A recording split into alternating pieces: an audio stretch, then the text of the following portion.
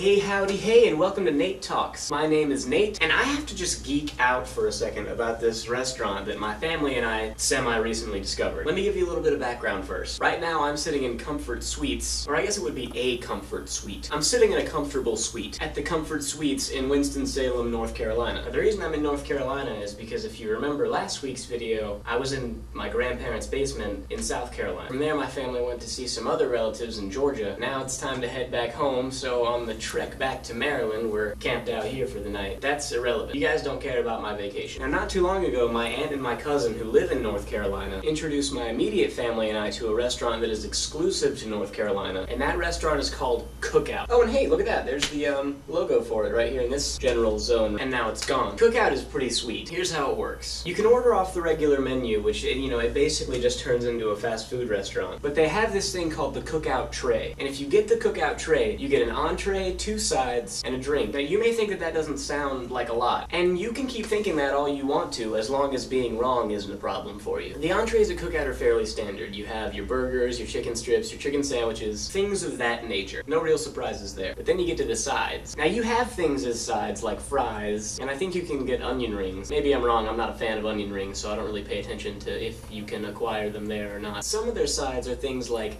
chicken nuggets, wraps, corn dogs, things that should really be entrees. The Cookout tray really is seriously a lot of food, which is awesome when you consider that the tray is only like $5 or $6 or something. Fantastic restaurant. I'm actually eating my Cookout meal right now. I got the chicken strips, which are delicious. Oh, and here's another cool thing that I like. Their honey mustard is delicious. I don't know how many of you out there are fans of honey mustard, but I am. I absolutely love the stuff, and the honey mustard at Cookout happens to be really, really good. It's Ken's Steakhouse all-natural honey mustard dressing, which is so good. And I just have to talk about this for a second. It's kind of sweet, but not too sweet. It's got a little bit of a tang to it, but not too bad. And it's just, I'm just gonna eat right here in front of you. I can't help myself.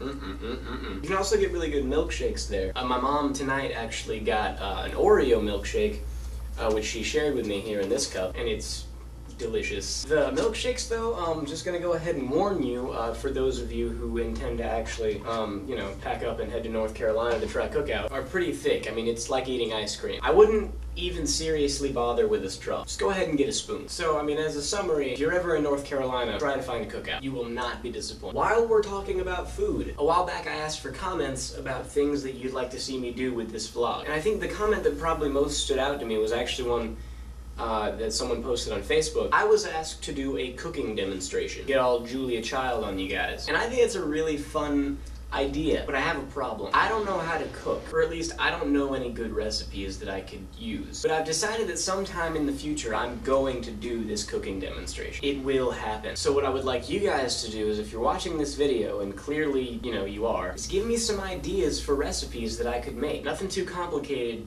please. I would like it to turn out edible. So just drop something down there in the comments section. Tweet it to me if you're on Twitter. Leave a message in my inbox. If you're one of my Facebook friends, comment on Facebook. Let me know in some way what you would like to see me make. Now, to clarify, I'm not asking for recipes just yet. I'm just looking for a dish that you think that I should make. I'll pick whichever one I like best, and I'll respond to whoever sent it to me, and then I'll just get the recipe then. Disclaimer, I don't know when this cooking video is going to happen, so do not be disappointed if it does not show up in the next couple of weeks. It will happen eventually. Well, that's all I have for you this week. As always, I want to thank you guys so much for watching. Please subscribe, follow me on the Twitters, and I'll be back next week in my usual location for some more Nate Talks. Bye!